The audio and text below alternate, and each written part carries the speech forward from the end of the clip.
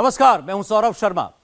नरेंद्र मोदी ने 4 फरवरी की rally cancel कर दी, झारखंड और बिहार का दौरा रद्द कर दिया। तो क्या अगले 5 दिनों के अंदर कुछ बड़ा होने वाला है? इस वक्त कुछ बड़े नेता यह सोच रहे हैं कि कहीं उनके घर ईडी तो नहीं आ रही। कुछ ऐसे भी नेता हैं जो अपनी फाइलें निकाल के बैठे हैं, सोच रहे हैं कि कहीं ईडी उनके बंगले में पार्क BMW गाड़ी तो लेकर जाने वाली नहीं है। मोदी विरोधी नेता अपने घर का कोना कोना खंगाल रहे हैं, ढूंढ रहे हैं, कहीं कैश मिला, कहीं रुपया किसी कोने में तो नहीं पड़ा हुआ। सोशल मीडिया पर चल रहा है कि अगले 5 दिन जल्दी जल्दी नोट गिन लो वरना ईडी आ जाएगी। करप्ट इकोसिस्टम में शामिल हर चेहरा इसी खौफ में जी रहा है। मोदी विरोधी कैंप में हड़बड़ी इतनी ज्यादा है कि हर कोई गड़बड़ी किए जा रहा है और इसकी वजह है वो लिस्ट जो तैयार हो चुकी है। इस लिस्ट में बस 5 दिन के अंदर कई बड़े चेहरों, कई पावरफुल लोगों का कष्ट बढ़ने वाला है। इस लिस्ट में किस किस का नाम है? 2024 के चुनाव से पहले मोदी विरोधी कैंप में क्यों इतनी भागम भाग है, इस रिपोर्ट से समझते हैं। हर घोटालेबाज पर कार्रवाई की गारंटी, ये मोदी के शब्द हैं। कार्रवाई करके दिखा दिया ना, ये भी मोदी के ही शब्द हैं। जिसने देश को ठगा वो अब नहीं बचेगा, ये भी नरेंद्र मोदी ने ही कहा है। मैं जहां जाता हूं लोग यही कहते हैं, मोदी जी रुकना मत, ये भी प्रधानमंत्री के ही शब्द हैं। अगर उनकी घोटाले की गारंटी है तो मोदी की भी एक गारंटी है और मेरी गारंटी है हर घोटालेबाज पर कार्रवाई की गारंटी, हर चोर लुटेरे पर कार्रवाई की गारंटी।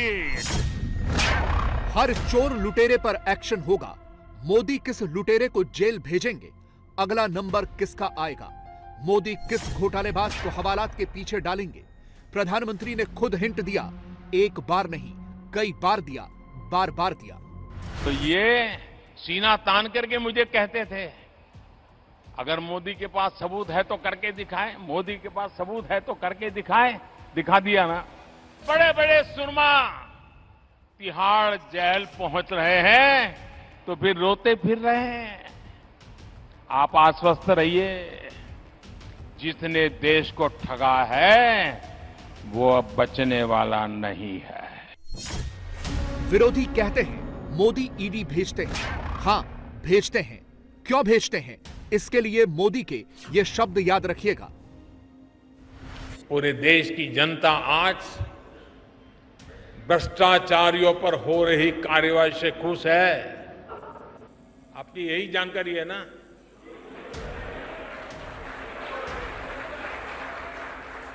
मैं जहां जाता हूं लोग यही कहते हैं, मोदी जी रुकना मत। जो भी कोई घोटाला करेगा तो वो नहीं बचेगा। मोदी ने खुद कहा था, अगर घोटालेबाजों के खिलाफ सबूत मिल जाएगा तो चुनाव से 70 दिन पहले भी ईडी आएगी, घर से पकड़ के ले जाएगी। ये भी मोदी की ही गारंटी है। ये विपक्षी सब जो है वो किस चीज की गारंटी है? ये सारे लोग, ये दल गारंटी है भ्रष्टाचार की।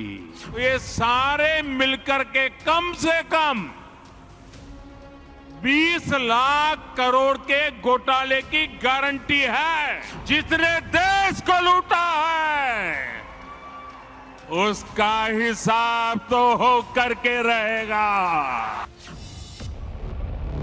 मोदी ने करप्ट इकोसिस्टम का हिसाब किताब करना शुरू कर दिया है। पटना से लेकर रांची तक हलचल तेज है। कई घंटों तक लापता रहने के बाद हेमंत सोरेन दिखे, बहुत नर्वस थे। उधर तेजस्वी ईडी के दफ्तर पहुंचे, लाव लश्कर के साथ दिखे। दोनों के चेहरे से एक चीज तो क्लियर है, इंडी अलायंस में जबरदस्त पैनिक है। आरोप करप्शन के हैं, इसीलिए सोरेन और तेजस्वी दोनों इतनी टेंशन में हैं। और इसकी एक दूसरी बड़ी वजह यह है कि सामने नरेंद्र मोदी हैं। करप्ट इकोसिस्टम के सामने मोदी ने फाइनल असॉल्ट की तैयारी कर ली है। तो क्या करप्शन पर चढ़ाई करके नरेंद्र मोदी ने आज ही जीत ली 2024 की लड़ाई? क्या राम मंदिर के बाद करप्शन पर मोदी का एक्शन ही 24 का सबसे बड़ा मुद्दा बनेगा। इस हेडलाइन के पीछे की खबर ही यही है, मोदी को 24 का विनिंग फॉर्मूला मिल गया है। करप्शन के खिलाफ मोदी के स्ट्रॉन्ग मैसेज से, जीरो कॉम्प्रोमाइज वाले नैरेटिव से ही 24 में मैंडेट आएगा। और यह तय मानिए कि इंडी अलायंस के जिन नेताओं पर करप्शन के आरोप लगे हैं, वो इंडी अलायंस की मीटिंग में कम, ईडी के दफ्तर में ज्यादा दिखेंगे, क्योंकि दिल्ली से तो मैसेज क्लियर है, चोरी करोगे तो पकड़े जाओगे, मोदी छोड़ेगा नहीं। इसे झारखंड के सीएम हेमंत सोरेन की टाइमलाइन से समझिए। वो 31 घंटों से लापता थे। बीजेपी ने लापता वाले पोस्टर वायरल करा दिए। हेमंत सोरेन अपनी बीएमडब्ल्यू कार, कैश सब छोड़ छाड़ कर गायब हो गए। बीजेपी ने जगह जगह यह पैम्फलेट फैला दिया। वो दिल्ली से निकले तो बीजेपी की ओर से खबर आई कि खुद ही ड्राइव करते हुए भागे। Z+ की सिक्योरिटी तक छोड़ दी, किसी को भनक तक नहीं लगने दी। दिल्ली में कहीं नहीं दिखे तो फिर दिखे कहां? वो दिखे रांची में, जहां पहले से प्लान करके मीटिंग बुला ली गई थी। हेमंत सोरेन के सारे करीबियों को पहले ही इनवाइट मिल चुका था। वो गाड़ी से उतरे, मीटिंग के लिए पहुंच गए। मीटिंग में जेएमएम के नेताओं के अलावा हेमंत सोरेन की पत्नी भी थी। अब सवाल यह है कि अगर हेमंत सोरेन ने कोई गड़बड़ी ही नहीं की तो फिर उन्हें इतनी हड़बड़ी क्यों थी? वो बीएमडब्ल्यू छोड़कर निकले। ईडी को दिल्ली में उनके घर से 36 लाख रुपए कैश बरामद हुए। मतलब साफ है, अगर यह सब हो रहा है तो ईडी भी आएगी, गिरफ्तारी भी होगी, क्योंकि मोदी तो पहले ही कह चुके हैं, हर करप्ट का विकेट गिरेगा, कोई नहीं बचेगा। और इसका असर रांची से लेकर पटना तक दिख रहा है। ये मतलब मुझे लगता है कि प्रधानमंत्री जी काफ़ी डरे हुए हैं 2024 के चुनाव को लेकर, मद्देनजर लेकर के। जिस तरह से बिहार में हुआ, मैंने कल भी कहा था कि हमारे बगल के राज्य झारखंड में भी, वहाँ की भी यही करने की कोशिश हो रही है, उनको डराने की कोशिश की जा रही है। पहले उनको कि आप हमारे साथ मिल जाइए, और वो शायद नहीं मिल पाए हैं, इसलिए वो इस तरह की कार्रवाई उनके खिलाफ हो रही है। कि ये एक शुरुआत है। मैंने कहा कि जिस तरह से 2024 को लेकर के हमारे देश के प्रधानमंत्री जी डरे हुए हैं, और देश के जितनी भी विपक्ष पार्टियां हैं, दल हैं, उनके नेताओं को इसी तरह से डराने की कोशिश की जा रही है। एक क्रिमिनल की तरह आज व्यवहार हो रहा है, खुलेआम गुंडागर्दी हो रहा है केंद्रीय एजेंसियों को लेकर। जब राजनीतिक तौर पर ये लोग परास्त हो चुके हैं। याद कीजिए, मोदी विरोधी एक और टेम्पलेट लेकर आए थे। जगह जगह बीजेपी वॉशिंग मशीन वाले ऐसे पोस्टर फैलाए थे। तब कांग्रेस ने क्या कहा था? कहा था बीजेपी अपनी पार्टी में करप्शन के किसी आरोपी को लाती है तो सब क्लीन होकर बाहर निकलते हैं। तब दीदी ने पब्लिक फोरम पर वॉशिंग मशीन मंगवाई थी, उस पर बीजेपी का नाम चिपका के शोर मचाया था। आप पूरी ऑपोजिशन के खिलाफ अपनी सीबीआई, ईडी और इनकम टैक्स खोल देते हैं। असलियत यह है फिर जहां पर आप जीत नहीं पाते हैं, वहां पर आप अपनी ईडी, सीबीआई भेज देते हैं, पैसे के प्रलोभन से चुनी हुई सरकारें तोड़ते हैं। तो क्या सच में मोदी की पार्टी के पास एक वॉशिंग मशीन है? इसका जवाब हेमंत सोरेन की दिल्ली विजिट में है। इसकी सीक्रेट टाइमलाइन में है। हेमंत सोरेन को अंदाजा लग चुका है कि वो करप्शन के मामले में बुरी तरह से फंस चुके हैं। इसीलिए वो मीटिंग छोड़ करके, टी पार्टी छोड़ करके दिल्ली पहुंचे, ताकि किसी तरह से बचने का रूट रेडी किया जा सके। लेकिन उससे पहले ही उनके रूट में ईडी आ चुकी थी। जांच एजेंसी के समन और अपनी गिरफ्तारी की आशंका से परेशान हेमंत सोरेन लगातार अपने दोस्तों से सलाह मशविरा कर रहे थे। दिल्ली में भी उनके कुछ दोस्त सक्रिय थे। हेमंत सोरेन ने उनसे कुछ रास्ता निकालने को भी कहा था। फिर इस बीच आया 26 जनवरी एट होम कार्यक्रम में रांची राजभवन पहुंचे हेमंत सोरेन तकरीबन 4:30 बजे। कार्यक्रम के हिसाब से हेमंत सोरेन को वहां पर लगभग 1.5 घंटे रुकना था। अचानक उसी बीच दिल्ली एनसीआर से उनके एक मित्र का फ़ोन आया और उन्हें यह कहा गया कि चार्टर प्लेन लेके जल्द से जल्द दिल्ली आ जाइए, कोई महत्वपूर्ण मुलाकात होनी है। हेमंत सोरेन 5 बजे के लगभग राजभवन से निकल गए। फिर उनके मित्र ने दोबारा फ़ोन किया कि शायद शेड्यूल में कुछ गड़बड़ी हो, तो दोबारा आपको बताया जाएगा। हेमंत सोरेन इंतज़ार करने लगे। थोड़ी देर बाद फिर से तीसरा कॉल आया और हेमंत सोरेन को बोला गया कि चार्टर प्लेन लेकर दिल्ली आ जाइए। हेमंत सोरेन अपने बेहद विश्वस्त लोगों के साथ दिल्ली पहुंचे। दिल्ली पहुंचने के बाद अपने आवास गए और जेड प्लस सिक्योरिटी वाले हेमंत सोरेन पूरा सुरक्षा का तामझाम छोड़कर गोपनीय तरीके से वहां बाहर निकल गए। तकरीबन 3 बजे तक हेमंत सोरेन किसी के रडार में नहीं थे। 3 बजे के लगभग दिल्ली के कनॉट प्लेस में वो थे और वहां पर एक एसयूवी गाड़ी में ड्राइविंग सीट पर थे। फिर सुबह हुई। ईडी की टीम को जैसे ही जानकारी मिली, उन्होंने हेमंत सोरेन से पूछताछ का मन बनाया, लेकिन हेमंत सोरेन के एक करीबी अधिकारी ने उन्हें इस बात की सूचना दी और हेमंत सोरेन वहां से फरार हो गए। रिपोर्ट्स के मुताबिक हेमंत सोरेन पीछे का रास्ता तलाश रहे थे ताकि ईडी के एक्शन से बचा जा सके, मगर वो ये भूल गए कि उस रास्ते में मोदी हैं, जो काफी पहले ही तय करके बैठे हैं कि जिसने देश को लूटा वो उसको छोड़ेंगे नहीं।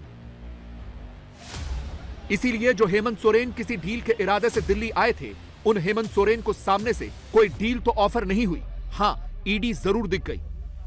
ईडी इंटेरोगेट नहीं कर रही है। ED is equal to BJP, is equal to Narendra Modi ji, माननीय अमित शाह जी। उनको राजनीतिक लड़ाई राजनीतिक तरीके से लड़ने नहीं आता। डर, खौफ, नफरत, घृणा के आधार पर जो राजनीति होती है ना, आज गांधी जी की शहादत दिवस है। मैं तो यही कहूंगा, रघुपति राघव राजा राम, उनको सन्मति दे भगवान। जहां जहां विपक्ष मजबूत होता है और अपनी कमजोरी दिखती है, आप चाहते हैं इन संस्थाओं को राजनीतिक उपकरण के रूप में इस्तेमाल करें, तो जाहिर है इससे नुकसान दलों का नहीं हो रहा है, लोकतंत्र का हो रहा है, जिसको कहते हैं ना mother of democracy. Modi ji ने इस माँ को बीमार कर दिया।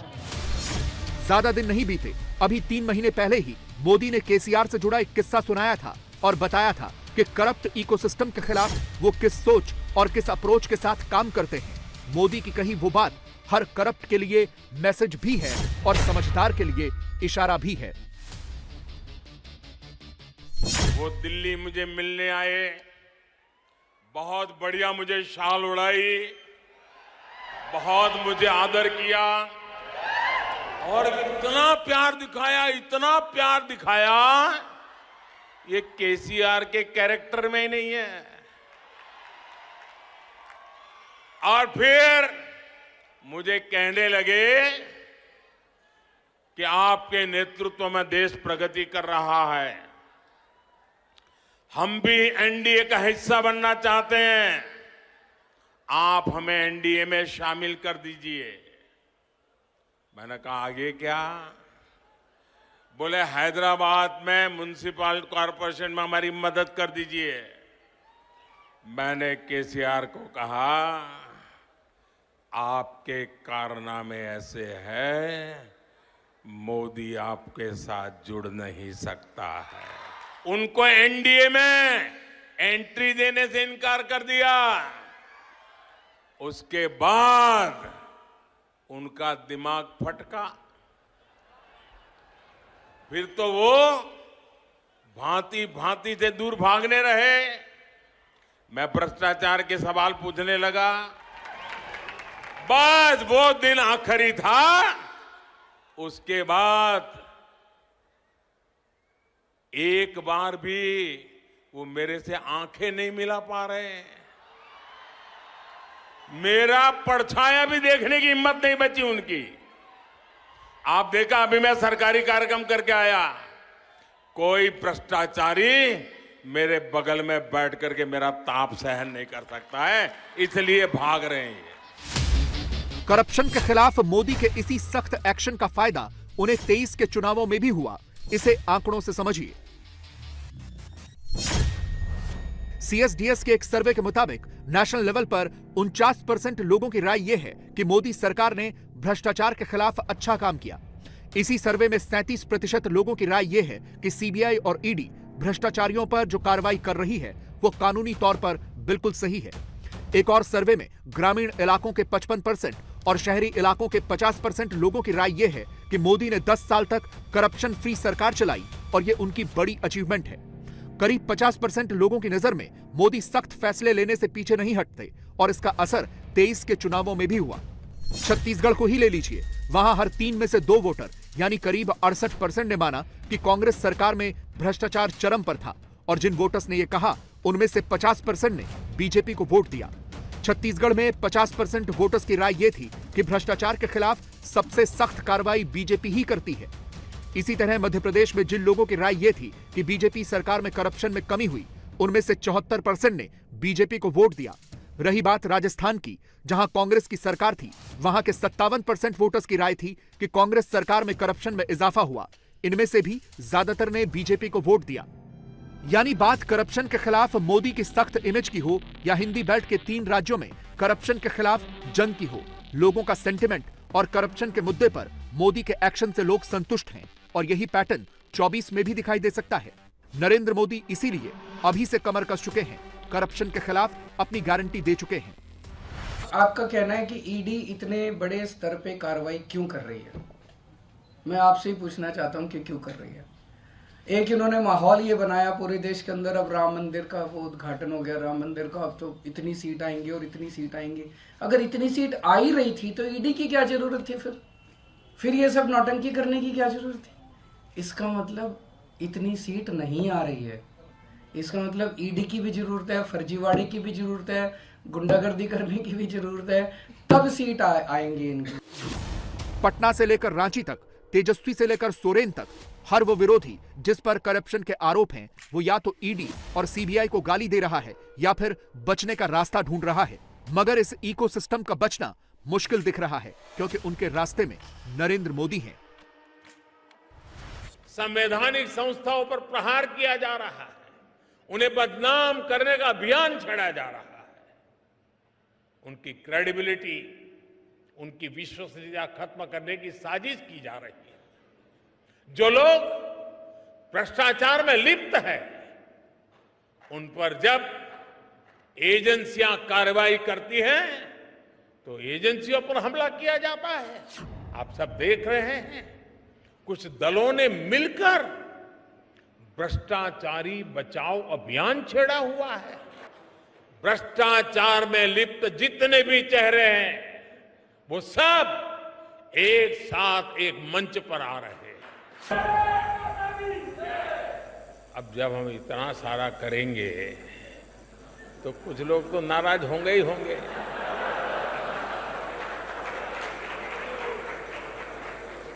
वो अपना गुस्सा भी निकालेंगे, लेकिन इनके झूठों आरोपों से न देश झुकेगा, न भ्रष्टाचार के विरुद्ध कार्रवाई थमने वाली है। क्या कोई सोच सकता था कि झारखंड में वो होने वाला है जो बिहार में 26 साल पहले हुआ था? कोई सोच सकता था कि बगल के राज बिहार में जो लालू यादव ने किया था वो अब झारखंड में हेमंत सोरेन करेंगे? सोचिए, जब झारखंड बिहार का हिस्सा था तब जेल जाने पर एक मुख्यमंत्री ने अपनी पत्नी को मुख्यमंत्री बना दिया। जब बिहार से अलग होकर झारखंड राज्य बन गया तो वही कहानी दोहराई जा रही है। राज्य बन गया लेकिन राजनीति का ढर्रा नहीं बदला। पूरी डिटेल इस रिपोर्ट में।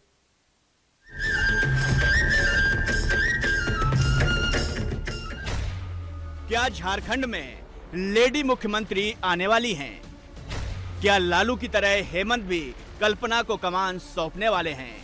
क्या गुरुजी का आशीर्वाद कल्पना को मिल चुका है? 40 घंटे लापता रहने के बाद हेमंत सोरेन ने जब रांची में विधायक दल की बैठक बुलाई तो इस तस्वीर ने सबका ध्यान खींचा।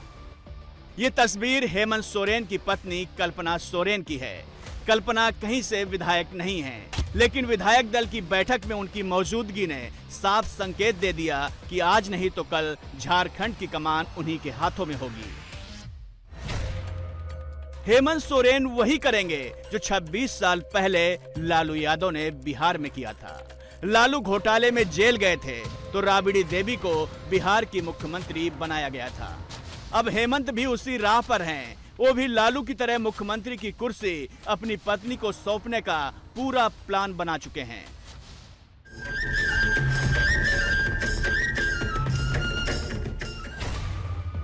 कहा तो यहां तक जा रहा है कि हेमंत सोरेन ने गुरुजी यानी अपने पिता शिबू सोरेन का आशीर्वाद भी ले लिया है। ये तस्वीर 2 जनवरी की है, जब हेमंत सोरेन ने अपने पिता को इस बात के लिए राजी किया था कि जेल जाने पर झारखंड की कमान कल्पना संभालेंगी। अब सवाल ये उठता है कि क्या कल्पना को राजनीति का अनुभव है? वो एक छोटे राज्य में क्या गठबंधन की सरकार चला सकती हैं? क्योंकि उन्होंने हेमंत सोरेन के मुख्यमंत्री बनने के बाद भी राजनीति में कोई डायरेक्ट भूमिका नहीं निभाई। कल्पना अपना स्कूल चलाती हैं और दोस्तों के साथ प्ले ग्रुप में बिजी रहती हैं। कल्पना को राजनीति से ज्यादा सामाजिक कार्यों में रुचि है। कल्पना अगर मुख्यमंत्री बनती हैं तो उन्हें चुनाव जीतना होगा। इसकी भी तैयारी हेमंत सोरेन ने बहुत पहले शुरू कर दी थी। कल्पना झारखंड की गांडेय सीट से चुनाव लड़ सकती हैं। वहां से झारखंड मुक्ति मोर्चा के विधायक सरफराज 31 दिसंबर को ही इस्तीफा दे चुके हैं। कल्पना के लिए विधायक की सीट खाली करने वाले सरफराज को हेमंत लोकसभा में भेजने का बंदोबस्त भी कर चुके हैं। अब सवाल उठता है कि कल्पना सोरेन को संथाल परगना की किसी सीट से क्यों नहीं मैदान में उतारने का प्लान बनाया गया, जो शिबू सोरेन परिवार का गढ़ है। इसमें दरअसल एक टेक्निकल समस्या है। कल्पना सोरेन ओडिशा के मयूरभंज जिले की रहने वाली हैं। झारखंड में दूसरे राज्य की महिला किसी आदिवासी रिजर्व सीट से चुनाव नहीं लड़ सकती। इसीलिए हेमंत सोरेन ने कल्पना के लिए गांडेय की जनरल सीट खाली कराई है। कल्पना और हेमंत सोरेन की लव स्टोरी करीब 20 साल पहले शुरू हुई थी। कल्पना भी रांची में रहती थी और हेमंत सोरेन भी। 7 फरवरी 2006 को दोनों की शादी हुई। कल्पना सोरेन एक बिजनेस फैमिली से ताल्लुक रखती हैं।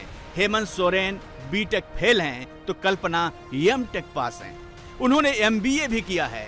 सोहराय प्राइवेट लिमिटेड नाम से एक कंपनी भी कल्पना सोरेन के नाम पर रजिस्टर्ड है।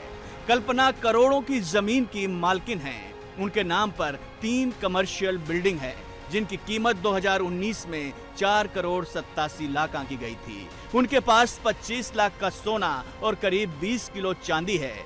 LIC समेत कई कंपनियों में भी उनका निवेश है। कल्पना सोरेन पर अवैध जमीन खरीदने का एक मामला भी दर्ज है। रांची के हरमू रोड पर जो सौराय भवन जिस जमीन पर बना है वो कल्पना के नाम पर है। ये जमीन ट्राइबल लैंड में आती है, यानी कि झारखंड के बाहर का कोई भी शख्स यहाँ पर जमीन नहीं खरीद सकता। इस मामले में कल्पना सोरेन पर केस चल रहा है। अब सवाल उठता है कि हेमंत सोरेन के बाद कल्पना ही क्यों मुख्यमंत्री की पहली चॉइस हैं, जबकि शिबू सोरेन के परिवार के 2 सदस्य पहले से विधायक हैं। गुरुजी के नाम से मशहूर झारखंड मुक्ति मोर्चा के संस्थापक शिबू सोरेन की 4 संतान हैं। बड़ा बेटा दुर्गा सोरेन, दूसरे नंबर पर हेमंत सोरेन और तीसरे नंबर पर बसंत सोरेन, चौथे नंबर पर बेटी अंजलि सोरेन हैं। 2009 में दुर्गा सोरेन की संदेहास्पद स्थितियों में मौत हो चुकी है। उनकी पत्नी सीता सोरेन जामा सीट से विधायक हैं। हेमंत सोरेन बरहेट सीट से विधायक हैं। बसंत सोरेन दुमका सीट से विधायक हैं, जबकि बेटी अंजलि सोरेन ओडिशा में पार्टी का काम देखती हैं। हेमंत की पत्नी कल्पना सोरेन का मुख्यमंत्री के तौर पर नाम आगे करने से सबसे ज्यादा नाराज शिबू सोरेन की बड़ी बहू सीता सोरेन बताई जा रही हैं। सूत्रों के मुताबिक सीता सोरेन चाहती हैं कि हेमंत अगर इस्तीफा देते हैं तो कल्पना के बजाय उन्हें मुख्यमंत्री बनाया जाए। वो पहले से विधायक भी हैं, जबकि कल्पना को राजनीति का कोई अनुभव नहीं है। सीता सोरेन और हेमंत सोरेन के बीच कई साल से मतभेद हैं। सीता अपनी 2 बेटियों के साथ अलग रहती हैं। उनकी बेटियां जयश्री और राजश्री ने दुर्गा सोरेन सेना का भी गठन किया है। उनके एक बेटा विजयश्री सोरेन भी है। जबकि हेमंत का गेम प्लान ये है कि वो सीता सोरेन को राज्य की राजनीति से आउट कर केंद्र की राजनीति में सेट करना चाहते हैं। हेमंत सोरेन अपनी भाभी सीता सोरेन को 24 में दुमका लोकसभा सीट से चुनाव लड़ने का ऑफर दे रहे हैं। लेकिन सीता सोरेन इस बात पर अड़ी हैं कि जामा सीट से अगला विधानसभा चुनाव उनकी बेटी लड़ेगी, न कि सोरेन परिवार का कोई दूसरा सदस्य। बीजेपी को सीता सोरेन से कोई दिक्कत नहीं है, क्योंकि सीता सोरेन पर करप्शन का कोई बड़ा आरोप दर्ज नहीं है। उन पर कई गंभीर आरोप हैं। उनको जांच एजेंसी के जांच में अपना पूरा सहयोग देना चाहिए।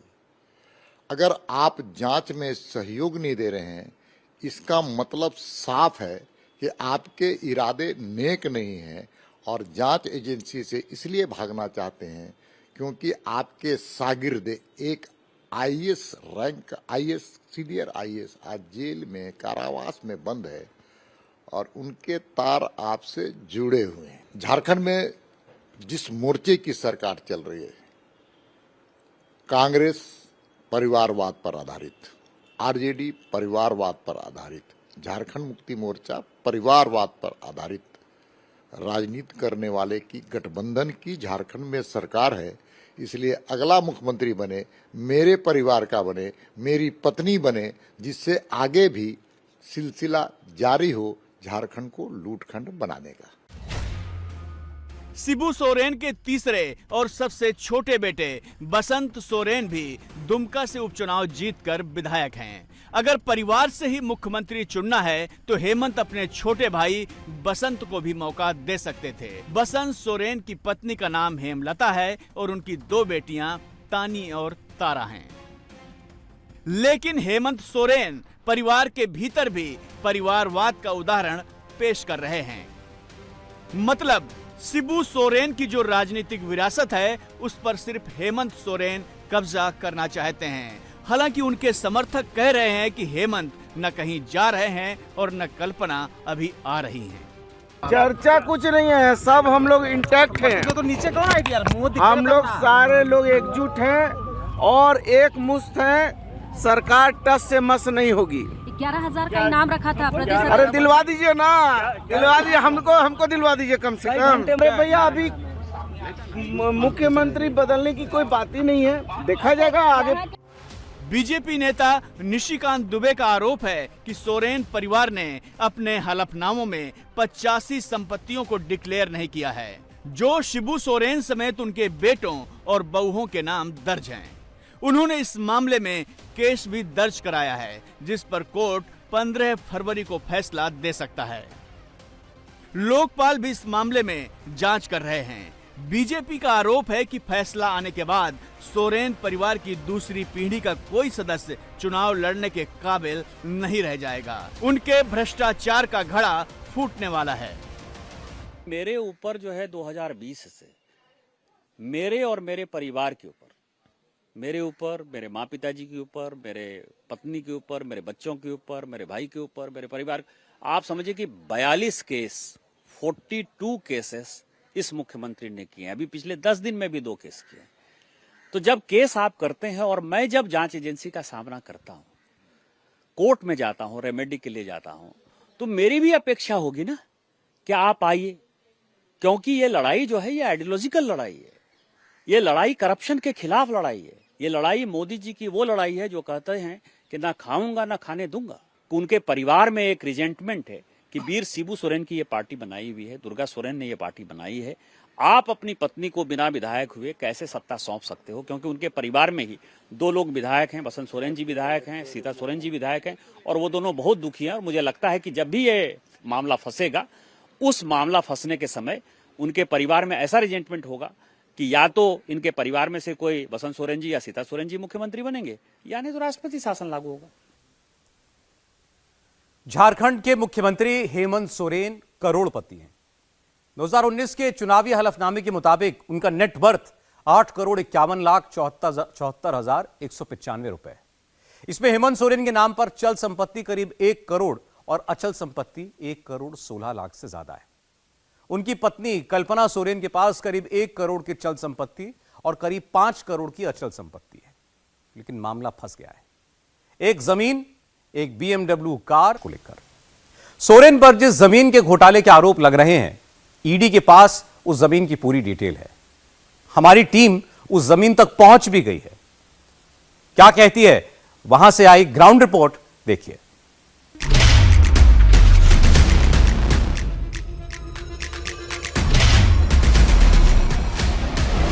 झारखंड की ये वही जमीन है जिसके चक्कर में हेमंत सोरेन जेल जा सकते हैं।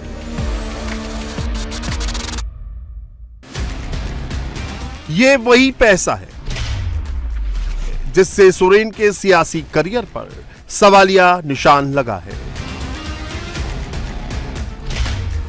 जर और जमीन के जंजाल में हेमंत सोरेन कैसे फंस गए, पूरी डिटेल जानकर आप हैरान रह जाएंगे। लेकिन उससे पहले हेमंत सोरेन के इस जमीन की डिटेल समझ लीजिए। ये जमीन रांची बड़गाई अंचल के बरियातू इलाके में है। इसका साइज 8.46 एकड़ का है। इसमें 12 प्लॉट है। जमीन को पत्थर की बाउंड्री बनाकर घेरा गया है। इस जमीन पर कंस्ट्रक्शन तो नहीं हुआ है, लेकिन एक गार्ड रूम और एक आउट हाउस जमीन पर बनाया गया है। झारखंड के सीएम हेमंत सोरेन को लेकर जिस तरह से ईडी ने समन किए हैं, उसमें भूमि घोटाले की चर्चा सबसे ज्यादा है। जिस जमीन को लेकर लगातार समन किए जा रहे हैं, उनमें से एक जमीन ये भी आपको इस वक्त इंडिया टीवी पर आपको दिखाते हैं कि ये जो जमीन है, ये पूरी जो जमीन आपको दिखेगी तकरीबन 8.46 एकड़ जमीन इसको बताया जाता है। और ये जो रांची का बरियातू इलाका है, डीएवी जो स्कूल है उसके पीछे का, यहाँ पर ये जमीन है। देखिए लोकेशन कितनी बढ़िया है, पहाड़ है यहाँ, और सबसे अच्छी एक लोकेशन रांची की उनमें से एक जमीन ये है। ये जमीन किसकी है? जमीन को लेकर क्या घोटाला हुआ? घोटाले की पूरी कहानी क्या है? हेमंत सोरेन से जमीन का क्या कनेक्शन है? झारखंड के लैंड स्कैम में सीएम सोरेन की एंट्री की कहानी बहुत दिलचस्प है। इसकी शुरुआत साल 2022 में हुई थी। 6 मई को झारखंड में करोड़ों के मनरेगा घोटाले को लेकर ईडी की एंट्री हुई। ईडी ने मनरेगा घोटाले के मामले में पूजा सिंघल और उनके करीबियों के ठिकानों पर छापेमारी की। पूजा सिंघल के सीए सुमन कुमार के घर से 19 करोड़ कैश बरामद हुआ। 7 मई 2022 को सीए सुमन कुमार को गिरफ्तार किया गया। 11 मई 2022 को पूजा सिंघल को गिरफ्तार किया गया। पूछताछ के दौरान पूजा सिंघल ने ईडी को कई अहम जानकारियां दी। इसके बाद झारखंड में करप्शन की फाइलें खुलने लगी। जांच में ईडी को पूजा सिंघल से ऐसे इनपुट मिले जिसने झारखंड में चल रहे करप्शन की पूरी कलाई खोल दी। जांच की आंच आईएएस ऑफिसर्स से लेकर मुख्यमंत्री तक पहुंची। करप्शन की ऐसी चेन मिली कि ईडी के ऑफिसर्स भी हैरान रह गए, क्योंकि घोटाला एक डिपार्टमेंट में नहीं बल्कि हर विभाग में हो रहा था। मतलब ये कि 2022 में ईडी ने जांच मनरेगा घोटाले को लेकर शुरू की। जांच आगे बढ़ी तो टेंडर स्कैम का खुलासा हुआ। जांच और आगे बढ़ी तो अवैध खनन का मामला सामने आया।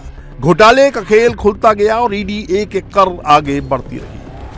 अवैध खनन के बाद लैंड स्कैम, फिर शराब घोटाला और उसके बाद घोटालों के पैसों के लॉन्ड्रिंग का खेल, मतलब की मनी लॉन्ड्रिंग। व्यापक तौर पे भूमि का घोटाला इस तरह से हुआ कि कुछ एक लैंड जो है रांची के महत्वपूर्ण, उसकी खरीद बिक्री हुई और उसकी खरीद बिक्री के पीछे में जाहिर है काफी धन का उपयोग भी हुआ।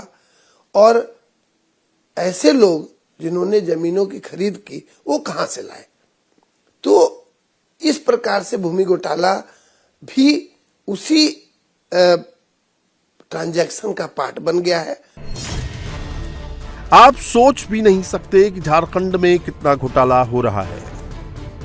आप बस इसका अंदाजा इसी बात से लगाइए कि ईडी ने जब 29 जनवरी को सीएम सोरेन के घर पर रेड की तो एक BMW कार और 36 लाख रुपए कैश जब्त किए। ईडी कह रही है कि कार और कैश सारा कुछ घोटालों का है। ईडी ने जब झारखंड में अवैध खनन की जांच शुरू की तो उसमें 19 जुलाई 2022 को प्रेम प्रकाश और 4 अगस्त को सीएम सोरेन के विधायक प्रतिनिधि पंकज मिश्रा को गिरफ्तार किया। पंकज मिश्रा के घर से छापेमारी में ईडी को कई अहम दस्तावेज और सीएम सोरेन के अवैध खनन के घोटालों में शामिल होने के सबूत मिले। इसी के बाद हेमंत सोरेन पर कमीशन के बदले खदानों के पट्टे देने का आरोप लगा।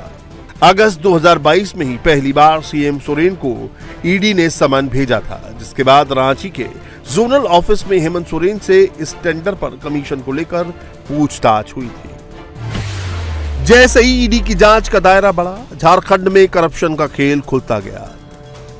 टेंडर और कमीशन के बाद फाइलें जमीन घोटाले की खुली। जमीन घोटाले को लेकर जब ईडी ने बडगाई अंचल के तत्कालीन राजस्व उप निरीक्षक भानु प्रताप प्रसाद के घर में छापेमारी की, तो उनके घर से बड़ी संख्या में सरकारी जमीनों के दस्तावेज बरामद हुए।